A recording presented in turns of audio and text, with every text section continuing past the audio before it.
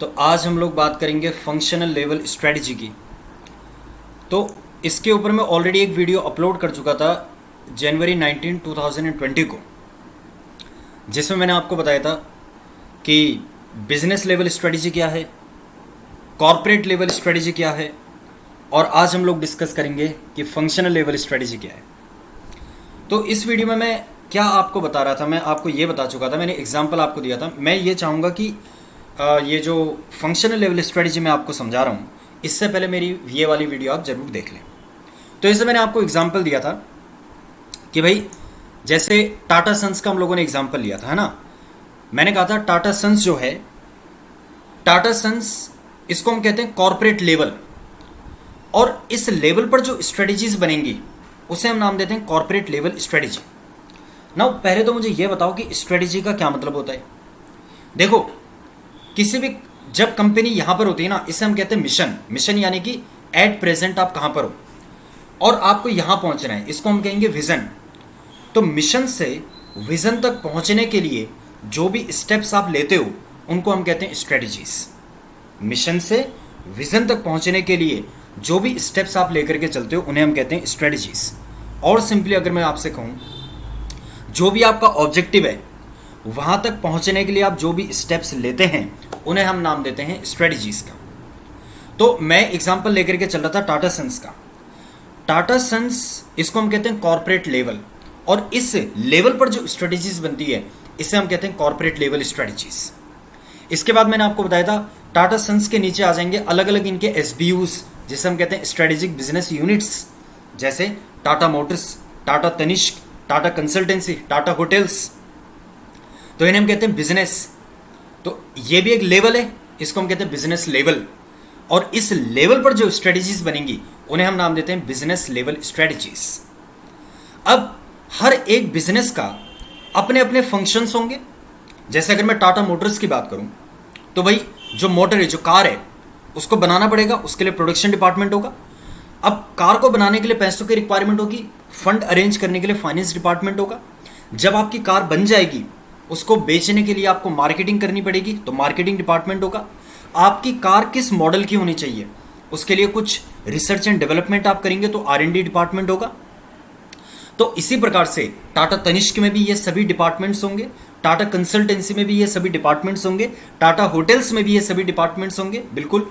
तो इन डिपार्टमेंट्स को हम कहते हैं फंक्शनल लेवल या ऑपरेशनल लेवल। फंक्शन मतलब क्या? फंक्शन मतलब जो एक्चुअल में काम किया जाएगा, ऑपरेशनल मतलब जो एक्चुअल में काम किया जाएगा। तो वो जो लेवल है उसको हम कह रहे हैं फंक्शनल लेवल या फिर ऑपरेशनल लेवल। तो यहाँ पे जो स्ट्रेटजीज बनाई जाएंगी उन्हें हम कहेंगे फंक्शनल लेवल स्ट्रेटजीज या ऑपरेशनल लेवल स्ट्रेटजीज। तो अब इतनी बातें मैं इस वीडियो में बता चुका था। आज हम आगे कंटिन्यू करते हैं अपना फंक्शनल लेवल स्ट्रेटजीज पर, ठीक है। तो आइए जी फंक्शनल लेवल स्ट्रेटजी को डिस्कस करते हैं।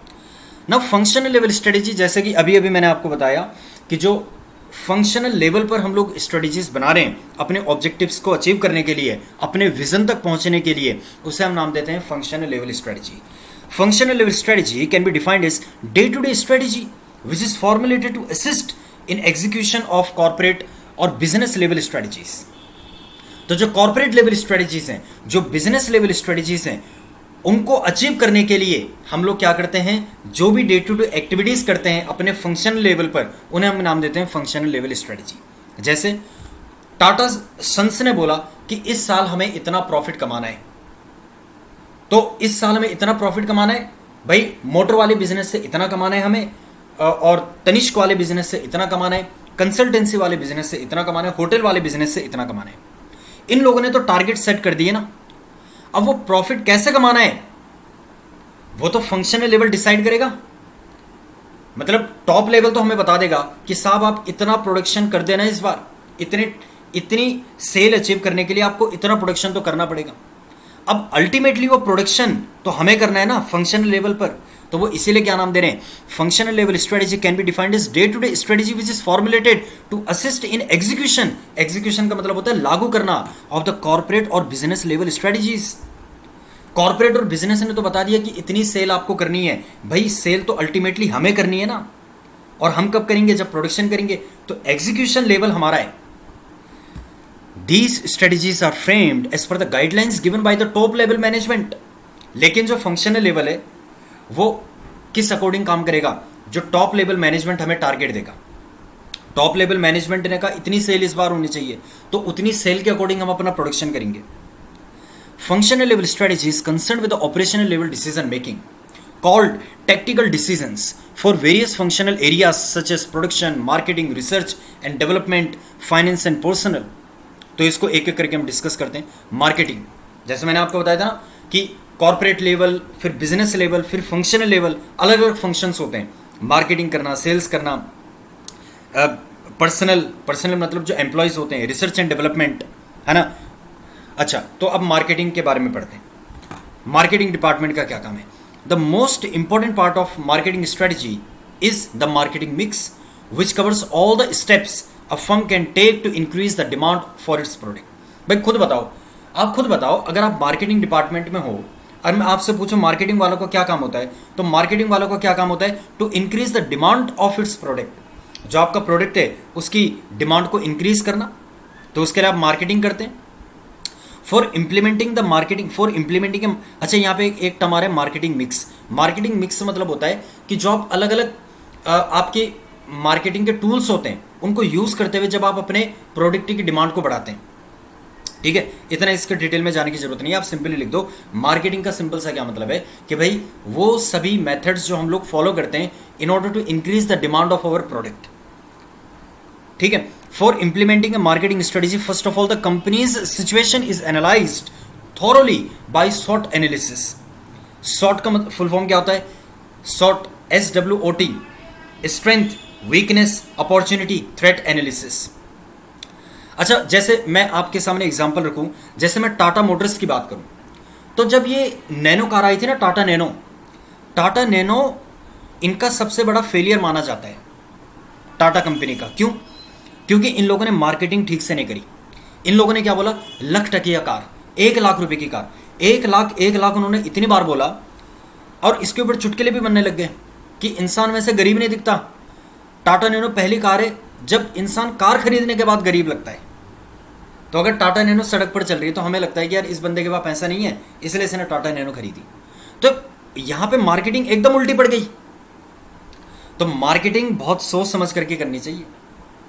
तो आपको पहले अपनी SWOT एनालिसिस करना चाहिए, आपकी स्ट्रेंथ क्या है, वीकनेस क्या है, अपॉर्चुनिटी क्या है, थ्रेट क्या है।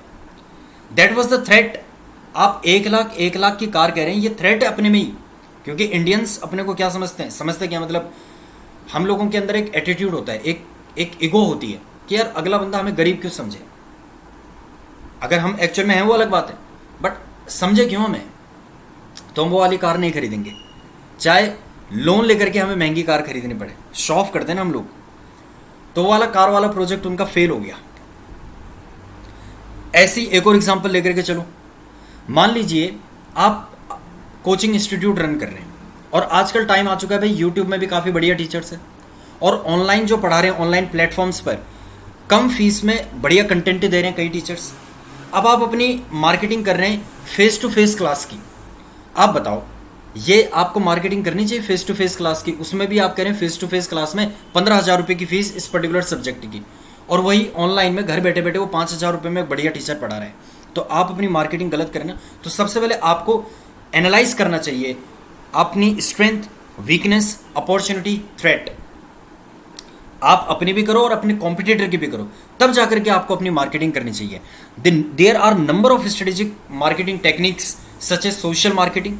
आप इंस्टाग्राम में मार्केटिंग करते हैं, फेसबुक में मार्केटिंग करते हैं, स्नैपचैट में मार्केटिंग कर रहे हैं, यूट्यूब में मार्केटिंग कर रहे हैं, गूगल में मार्केटिंग कर रहे हैं, such as social media. Relationship marketing, मैं क्या बता रहा हूँ, ये अलग मार्केटिंग करने के अलग अलग टूल्स हैं। क्या होता है रिलेशनशिप मार्केटिंग? रिलेशनशिप मार्केटिंग कभी आपने देखा है? आपके पास बैंक का मैसेज आता है आपके जन्मदिन वाले दिन, हैप्पी बर्थडे ना, व्हाट इज दिस? वो आपको फील करा रहे हैं कि भाई आप कितना कनेक्टेड है हमारे बैंक से, बैंक आपके बारे में कितना सोचता है। हो सकता है जो वो मैसेज आ रखा है, हो सकता है क्या वो ऑटोमेटिक कंप्यूटर जनरेटेड मैसेज होते हैं, उनको पता भी नहीं है आप कौन हो, किस जगह में बैठे हो, फिर वो आपको मैसेज भेज रहे हैं और आपको भी अच्छा फील होता है। आपको भी पता है कि ये यार कंप्यूटर जनरेटेड है, बट आपको अच्छा फील होता है, 1 सेकंड के लिए तो होता ही है। ये क्या है? ये होता है रिलेशनशिप मार्केटिंग। एक और एग्जांपल सुन, आप कभी किसी शॉपकीपर के पास जाओ, आप पहली बार आओगे, आप ठीक ठाक प्रोडक्ट उससे खरीद करके गए, अगली बार जब आप आओगे ना उसकी शॉप पर, वो आपकी खूब आओ भगत करेगा।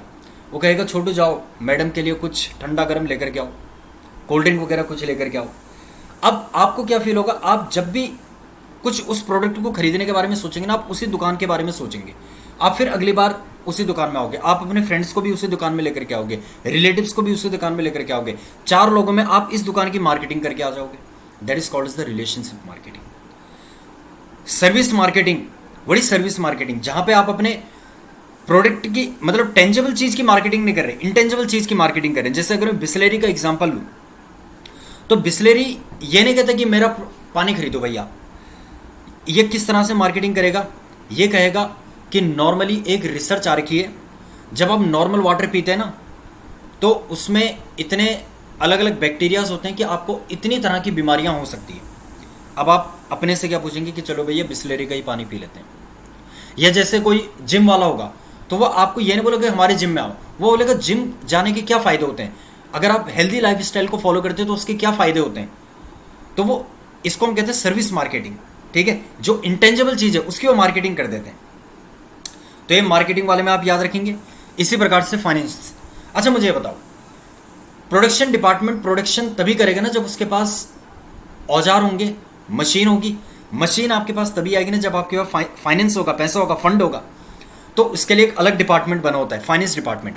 All the areas of financial management, that is the planning, acquiring, utilising and controlling the financial sources resources of the company are covered under the financial strategy. एक टर्म यहां पर आ रहा है फाइनेंशियल रिसोर्सेज। रिसोर्सेज का मतलब क्या होता है, रिसोर्सेज को हम हिंदी में कहते हैं स्रोत।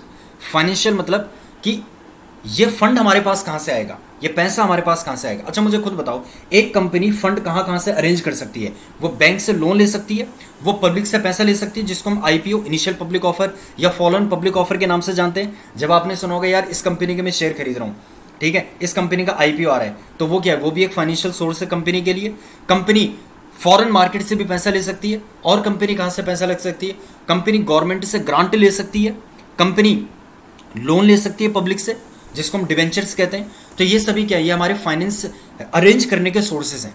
नाउ प्लानिंग करोगे ना आप, भाई फाइनेंस डिपार्टमेंट प्लानिंग करेगा ना कि हमें कितने पैसे की रिक्वायरमेंट है। मान लीजिए जो हमें प्रोडक्शन करना है उसके लिए हमें 1 करोड़ रुपए की रिक्वायरमेंट है, और आप पब्लिक से 5 करोड़ रुपए अरेंज कर लिया आपने, तो भैया पब्लिक तो क्या सोचेगी, पब्लिक तो ये सोचेगी ना कि आप 5 करोड़ का यूज करते हुए 5 करोड़ के ऊपर रिटर्न दोगे, जबकि आप इफेक्टिवली केवल 1 करोड़ रुपए यूज कर रहे हैं।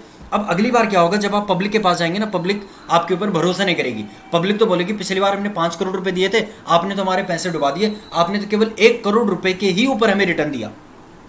तो आपको इफेक्टिव प्लानिंग करनी पड़ेगी, आपको कितने फंड की रिक्वायरमेंट है ये आपका क्रिस्टल क्लियर होना चाहिए। एक्वायरिंग, आप कहां से फंड को अरेंज करेंगे। जैसे अगर मान लो आपकी नई नई कंपनी है, अभी आपके पास कोई प्रॉफिट है नहीं, तो आप कहां से पैसा अरेंज करना ठीक समझते हैं, पब्लिक से या बैंक से। बैंक से लोन लेना चाहेंगे या पब्लिक से आप मतलब शेयर्स इशू करके फंड रेज करना चाहेंगे। अगर आप पब्लिक को शेयर इशू करते हैं ना, तो पब्लिक आपसे डिविडेंड डिमांड करेगी, ठीक है, पब्लिक से आपसे डिविडेंड डिमांड करेगी ना। डिविडेंड आपको केवल कब देना है, जब आपकी कंपनी में प्रॉफिट होगा। अगर प्रॉफिट है तो डिविडेंड दो, और वो भी कितना देना है वो आप डिसाइड करते हैं, कंपनी डिसाइड करती है कि मैं कितना डिविडेंड दूंगी।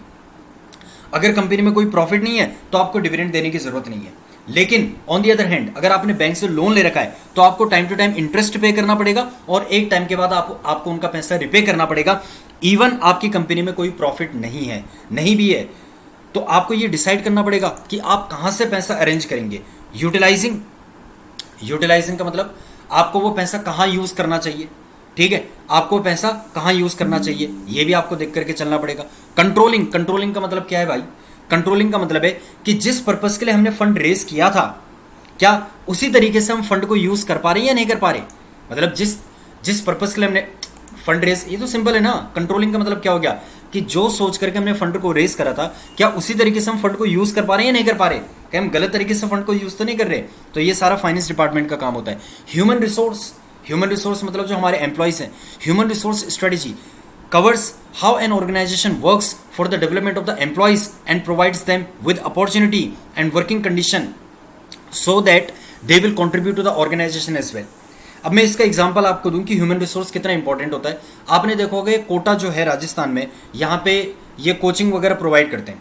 अब एलन नाम का एक इंस्टीट्यूट था, वहाँ से जो टीचर्स हैं ना, वो कुछ टीचर्स फिजिक्स वाला के पास आ चुके हैं, कुछ अनअकैडमी के पास आ चुके हैं। इनको अनअकैडमी ने 20 करोड़ का ऑफर दे दिया, फिजिक्स वाले ने 25 करोड़ का ऑफर दे दिया। अब एलन इज व्हाट?